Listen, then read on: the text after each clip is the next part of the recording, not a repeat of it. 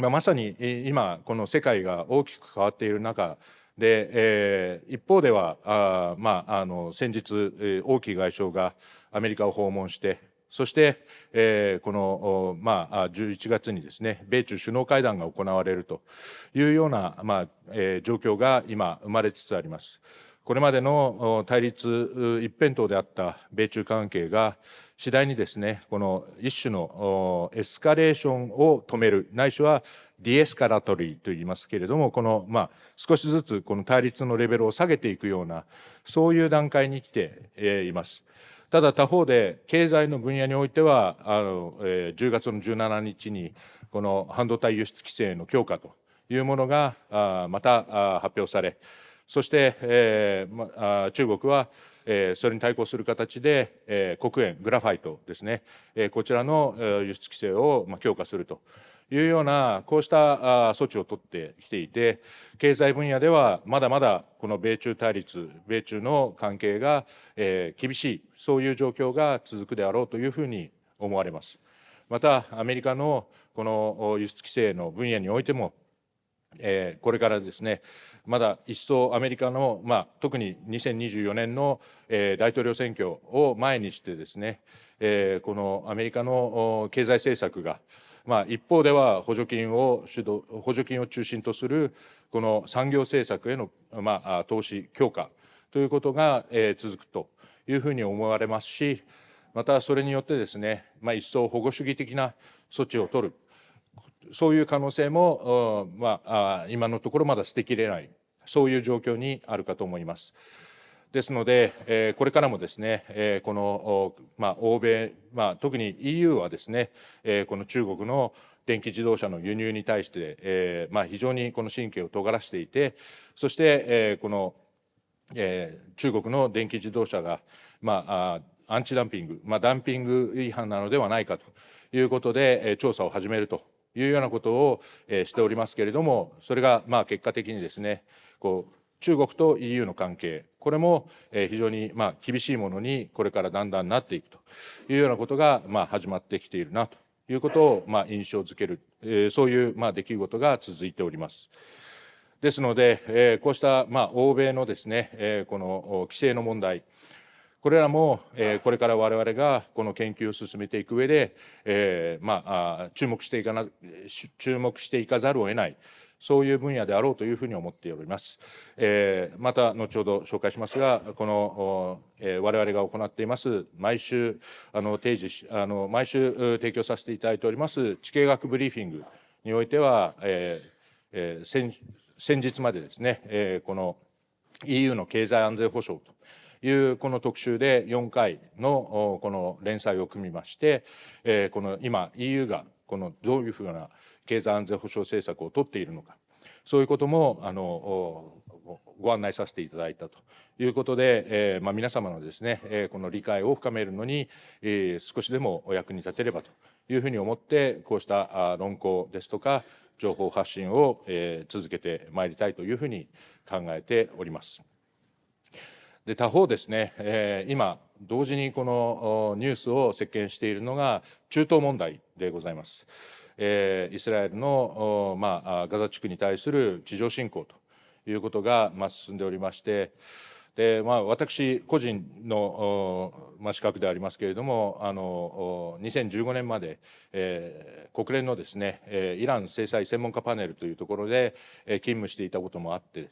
どういうわけか、その時にですね、イランからハマスにこの流れていくこの兵器の輸出、これは国連安保理決議によって禁じられていたんですが、その武器輸出がどのようになされているかということを調査し、報告書を書くという、こういう作業をしていたので、嫌でもですね、このガザ地区の問題、それからイスラエルとの関係、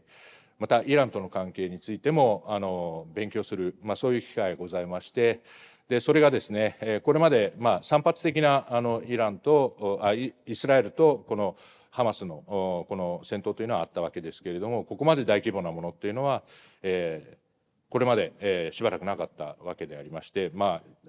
よく言われるのが1973年の第4次中東戦争、ヨムキプール戦争以来の、大規模なこの戦闘に今なりつつあるという状態になっております。で、こうした中で、この中東情勢がどこまで広がっていくのか、特にですね、この中東の紛争がガザ地区とそのイスラエルとの間でのローカルなというか、局地的なもので収まるのか、それともそれがイランの関与がそこにあってですね、中東全域に広がっていくのかということが懸念されていると。でそうなればこの中東全域、特にペルシャ湾をめぐる安全保障の状況が非常にこの不安定になるということで、それはとりも直さず日本のエネルギー安全保障の問題に直結する問題となるということで、この問題に対する関心は高まってはいるんですけれども、残念ながらですね、日本ではこの中東研究というものが必ずしも十分ではないと。で我々地形学研究所もそうした意味でこの中東問題についてですね、これからまた手厚くしていかなければならないというふうに考えておりますし、またそうした分野でのこの研究を日本の中でどれだけ高めていくのかと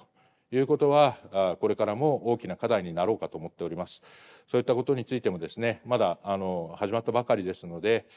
まだ具体的に我々がどうこうできるという状態ではありませんけれども、この問題についても私個人の関心も含めてこのより一層ですね取り組んでいかなければならないというふうに考えております。でさらにですね、やはりこの今中国がこの大きく変わろうとしていると。で中国はこのコロナが明けた後もこの経済的な不安定な状況、不動産を中心とするこの経済的な失速、そして今後ですねこのいわゆる少子高齢化というものが進んでいく中国において、この中国がグローバルにどのような役割を果たすのかということは今日この後の分科会でご登壇される我々の江藤直子研究員からお話があるかと思いますけれども、こうしたテーマをですね我々この地形学研究所としてもずっと取り組んでいきたいというふうに考えております。日本はなんだかんだ言ってもこの中国との経済関係、切っても切れない関係にありながら、しかしこの中国への過度な依存、中国との関係をどのようなバランスで見ていくのかというのはこれからも永遠の課題になるでしょうし、また2024年の1月にはですね台湾の総統選挙がございます。ちょうどこの後の分科会でもですね、その台湾の総統選挙を含めてこの研究、どういった状況になるのか、その専門家であります小笠原先生をお迎えして、あと